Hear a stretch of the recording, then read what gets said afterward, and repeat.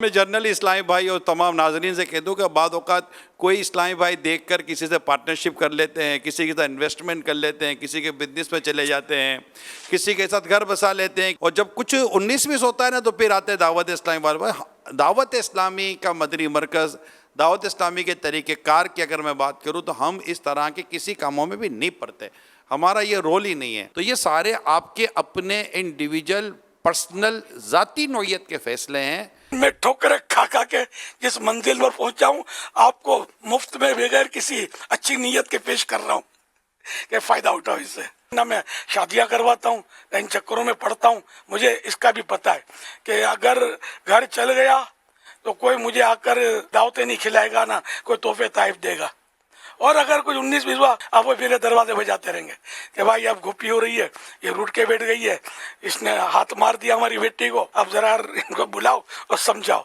तो अब मेरे और काम भी है। दुकान का नाम क्या रख लूं, कारखाने का नाम क्या रख लूं, ये भी नहीं बताता मैं। जिस दिन मैंने नाम बताने शुरू किया ना, हर दूसरा आदमी मेरे पास नाम लेने आएगा, मेरा बोर्ड चढ़ाएगा कि फुला फुला फुला की नजर करम चश्मे करम, इन्होंने नाम दिया है। फिर ये आपको पता, कारोबार में जो हिसाब किताब होता है, झूठ दगा धोखा, कारोबार में क्या नहीं होता। शायद ही कोई व्यापारी आपको दुकानदार मिलेगा जो ये दावा करे इलियास कादरी ने हमको नाम दिया। ये सारे मेरे जिम्मेदारान जो है, अराकीन शुरा, हमारे जो मुअज़्ज़ज़ीन हैं, मुफ्तियान इकराम है, उलमाए दीन है, इनको भी ये काम सोच समझ कर नाम देने, रिश्ते के मशवरे देने वगैरह वगैरह में बहुत एहतियात करनी है। कोई दूसरी शादी का भी मशवरा मांगे ना तो मत देना। एक बार किसी ने दूसरी शादी करी, हक निकाह किया था, मैंने मुबारकबाद दी थी।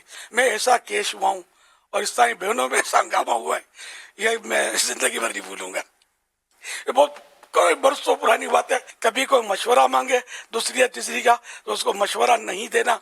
वो आप मैं यही अब तो बोलता हूँ कि फरीकैन के मंजूरी से, पहली बीवी है वो इजाजत दे, इसके माँ बाप इजाजत दें, आपके माँ बाप इजाजत दें तो फिर ठीक है। अब ये सारे मेरे जिम्मेदारान जो है और दीगर समाजी इदारे वाले भी सुन रहे हैं, तो सोच समझ कर बोलना, खामखा आप चक्करों में पड़ जाओगे। बस ये बोलो जो करना है फरीकैन की मंजूरी से करें, हम नहीं पढ़ते बीच में। खुद बहुत निकाह हुए, झगड़े हुए ना, इसके बावजूद मेरे पास कैसे मेरे पास आके लोग लड़े कि हम तुम्हारे साथ देखते थे इसलिए बेटी दे दी थी, ये तुम्हारा आदमी इसलिए बेटी देती थी, तुम्हारा मुरीद इसलिए बेटी देती थी, दावत इस्लामी का मुबल्लिग इसलिए बेटी देती थी। दुनिया बस है यार, जरा कुछ 19-20 हुआ तो ये गले पड़ जाती है। तो इसलिए हमें भी अपना दामन बचाकर, हम भले हमारी दावत इस्लामी भली इसको भी आँच ना आए, हमारी इज्जत को भी क्यों आँच आए। मैं दावत इस्लामी के तमाम ही जिम्मेदारान मुबल्लिगीन, हमें इन तजर्बात से जो अमीर सुन्नत को अपनी ज़िंदगी में हुए हैं फ़ायदा उठा लेना चाहिए। हाफिज़ मिल्लत रहमतुल्लाह तआला फरमाते हैं, दूसरों के तजर्बात से फ़ायदा उठाकर वक्त बचाओ।